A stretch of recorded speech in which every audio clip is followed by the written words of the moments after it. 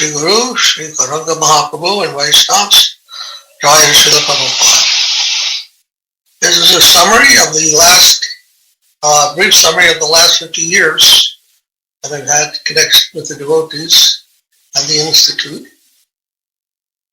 In 1970, I received a PhD in theoretical chemistry from Georgetown University in Washington, D.C. And after a year of postdoc work at the National Bureau of Standards, I joined the ISKCON Temple in Washington, D.C. Here that I first met Rupanuga Prabhu, who was the GVC for Washington and Buffalo, New York temples. Rupanuga would play a significant role in in encouraging and helping us form the initial institute, Bhaktivedanta Institute. On 5th of July 1972, I received Harinam Diksha initiation from Srila Prabhupada in the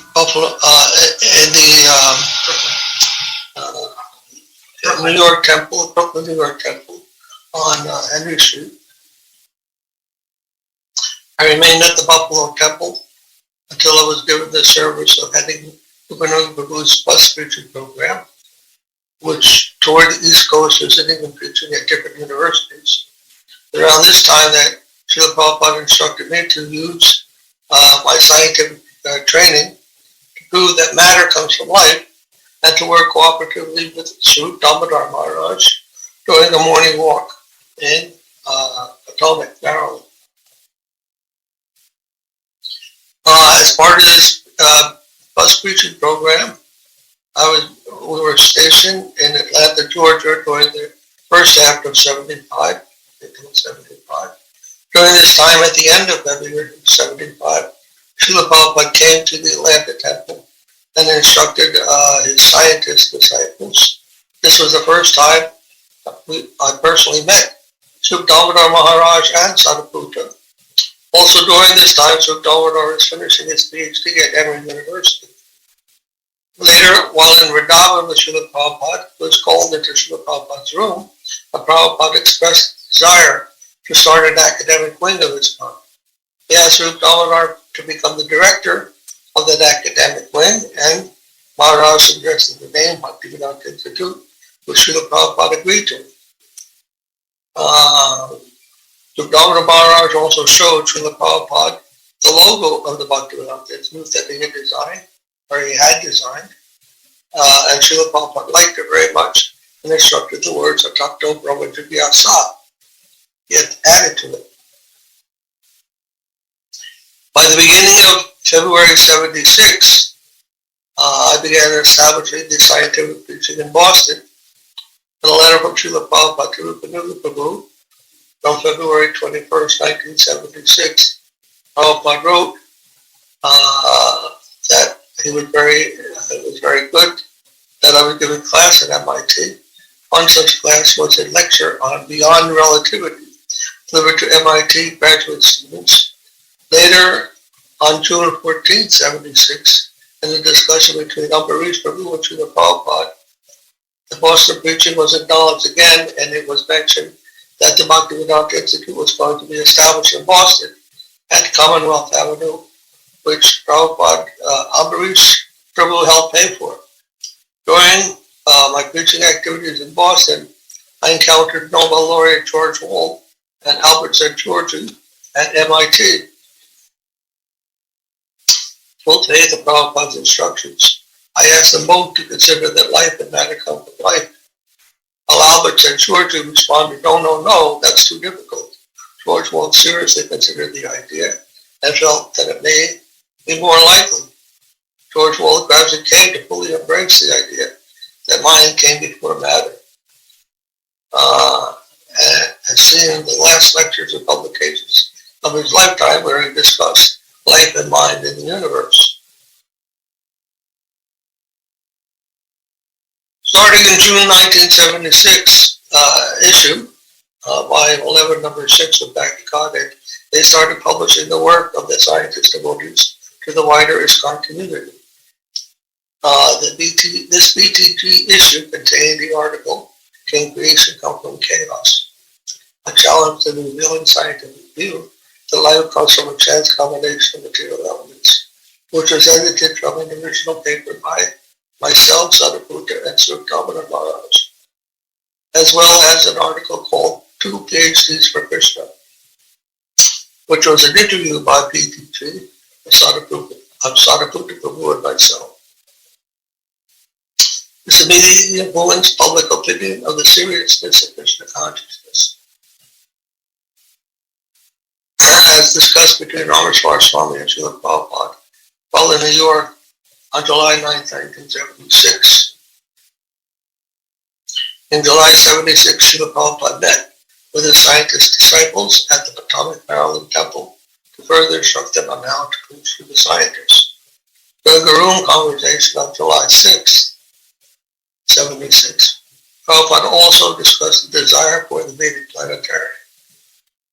Later that year, on December 1976, which was the appearance day of Srila Bhaktisiddhanta Saraswati Thakur, the founding members of the Bhaktivedanta Institute gathered at the Potomac Temple again to sign the BI Charter. From 1975 onwards, the BI preaching was primarily based out of Boston. On August 14, 77, Bhaktivedanta Institute delivered a lecture series on Atoms, Atma, and Paramama, Origins of Life and Matter, a Challenge to Chemical Evolution, at MIT. Garuda Prabhu was also in Boston, the BI at this time. From July to September 77, Sripad Maharaj, Sadhguru Prabhu, and myself worked very hard on the monograph series, which was presented during the Life Comes from Life First International Scientific Conference, held at the Krishna Balaram Mandir in Vrindavan, India. These three monographs were presented to Srila Prabhupada just before the conference, which was held from October 14th to 16th, 1977. Firstly, exactly 1 month later, the conference began. Srila Prabhupada exhibited his divine disappearance on November 14, 1977. Previously, in March 77, Srila Prabhupada had indicated the importance of continuing the scientific preaching after his departure, and publicly telling Sripad Maharaj that the next phase is yours. You must establish our movement as a genuine scientific movement. You must preach to all the scholars and scientists very vigorously. All these details are included in the essay, Srila Prabhupada's Vision for Bhaktivedanta Institute, originally written in 1979 by Sripad Maharaj for Perspectives of Bhaktivedanta Institute. In December 1977, the events of the Life Comes from Life conference were shared with the community of worldwide devotees with the Bhaktivedanta Dr. Godhead article, ISKCON Scientists Disclose Life's Origins, Volume 12, Number 12, 53. The Bhaktivedanta Institute, based in India, was started to be established at the Mumbai Temple complex at Juhu Beach around June 1977, and I was given the service of being the regional director of BI at this new location. After the Vrindavan concert, I returned to Juhu on November 26, 78. I participated in the Bose Institute Time and Jubilee Symposium on Life, Matter, and Molecules. The details of my address are documented in the Bhaktivedanta article of February to March 1979, Volume 14, Number 2 and 3. ISKCON Scientists Blast Evolution Theory. I also contributed to the article, Saint and Revolutionary, to the Perspectives of Bhaktivedanta publication, which was shared with the devotees at the 79 Mayapur Festival, for the purpose of spreading awareness of BI among the devotee community. In 1979, Sripad Maharaj, myself, Jnanadas Prabhu attended the 11th International Congress, Parapsychology of Personal Congress, of Science and Religion in Rome, Italy. After the conference, we embarked on a speaking tour of Europe. These activities are reported in the Bhaktivedanta Institute Temple Newsletter number 1 by 1, published in May 79. These historic BI documents have been digitally preserved on the Richard Thompson Archive website. The detailed events of the Parapsychology and Congress of Science and Religion conferences in Rome can be found in the Bhaktivedanta Institute Bulletin, issued from May 1990, published at the Princeton Bhaktivedanta Institute website. George Wald had joined the devotees to attend these conferences and accompanied them to their Radha Krishna Mandir in Rome during July 79. A transcript of the dialogue between George Wald, myself, and Sripad Damodar is also included in the BI Bulletin from May 1980. The detailed activities of myself and the True BI can be seen in the BI Bulletin series, which I produced from May 1980 through January 1982. In December 81, George Wald came to visit the BI before attending the International Seminar on the Living State at the All Indian Institute of Medical Sciences, or AIMS, in New Delhi. This seminar, held from December 13th to 19th in 1981, was attended by distinguished scientists and philosophers from all over the world. The Times of India printed the headline, "Nobel Laureate Debunks Theory of Evolution," and reported Nobel Laureate Professor Ilya Prigogine claimed Darwin's theory of evolution was no longer valid. Myself, Sripad Damodar, and Vishuddha Sakra also attended the symposium in Delhi, where Sripad Damodar presented the lecture on Life Comes from Life. Further details of this event are included in the BI Bulletin from January 1982. During this time and early in the 1980s, members of the Bhaktivedanta Institute had been receiving shiksha from Srila Bhakti Rakshara Goswami Maharaj. Myself, Sripad Damodar Maharaj, and Dayada Prabhu would often seek Srila Maharaj's guidance regarding how to preach to the scientists. A portion of these dialogues has been published in the book Subjective Evolution of Consciousness by Srila Maharaj, which is freely accessible online. I went on to receive Tridandi Sannyasa initiation from Srila Maharaj and stayed with him at the Sri Chaitanya Saraswati main temple in Navadvip until 1986. During this time, I learned more about the Vedic conception of the subjective evolution of consciousness. The Srila Maharaj explained is concisely given in Sri Srila Goswami's Bhakti Madhava Puri, which provided a clear alternative to Darwin's theory of the objective evolution of bodies. Srila Maharaj also exposes to the German philosopher G.W. Hegel, whose systematic philosophy gives the details of this subjective evolution and arrives at the same dialectic conclusion concerning the nature of reality as the Gaudiya Siddhanta. Actually, it was Srila Maharaj who originally requested that Srila Prabhupada make a planetarium which depicts the subjective evolution of consciousness as explained in Srimad Bhagavatam, representing the successive rising to higher and higher planets in the material and planet spiritual sky. During a talk with Western devotees in 1979, Srila Maharaj explained, that is service leading towards center, and that is Vaikuntha. Just in the lowest position there is Shivalok, then Vaikuntha, then Vaikuntha, then Dwarka, then Mathura, then Vrindavan, then Gokulam, then Radhakund. This way it's been described according to Tantra, ontological conception. The hierarchy has been there depicted in Srimad Bhagavatam. I had a mind, Sri Maharaj continues, I had a mind, but I should build a temple here of that type, with a huge expense. So when I heard that Srila Bhaktivedanta Swami Prabhupada will have the biggest temple in the world there in Maya, I gave suggestion to your Divine Master. You do this. When such a site will come, they will have a conception of what is what. That is good. That Krishna is the highest. He has come down in Prapanya to give darshan to the people. Prapancha. There have been other documented occasions when Srila Prabhupada discussed the scientific preaching of Sridhar Maharaj, such on June 27, 1973, when Prabhupada visited Sri Chaitanya's sponsor in Kirtan.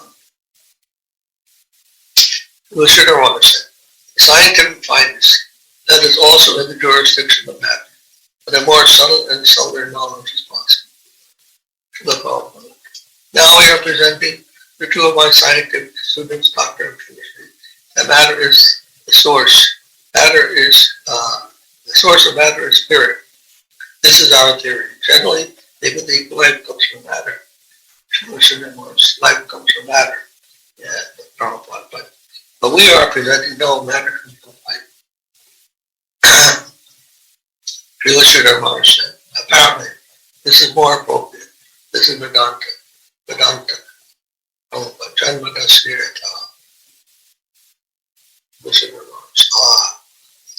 After living in India for 10 years, I briefly visited Nepal before returning to New Jersey, where when I first returned, I was trying to find a means for income in order to establish a preaching center in New Jersey.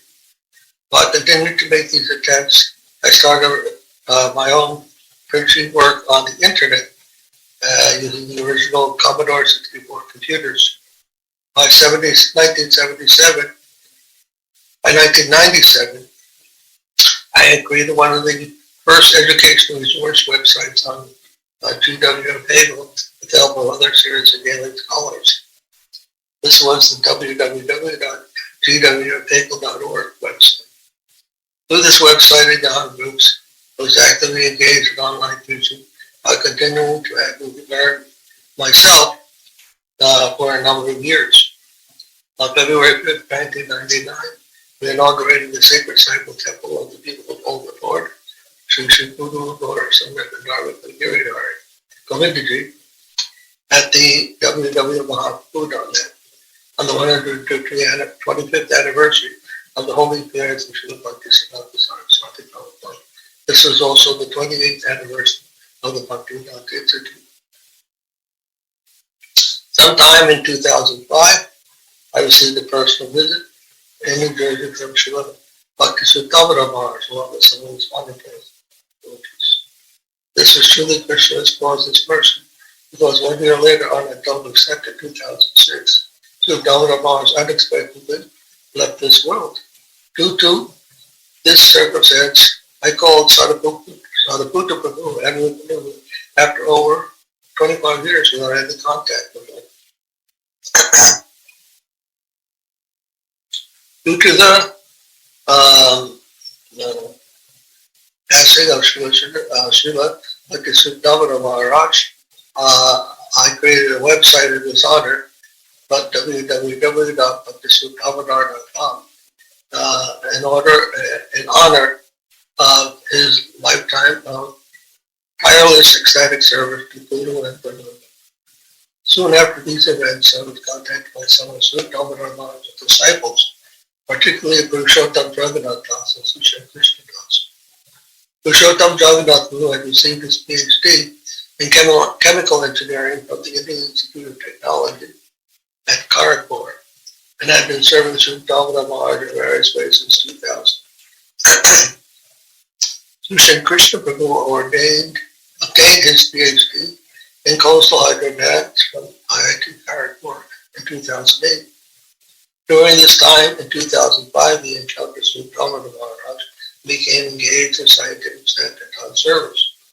After Srila Maharaj's disappearance, they both sought my shelter due to what they had heard about me from their Gurudev.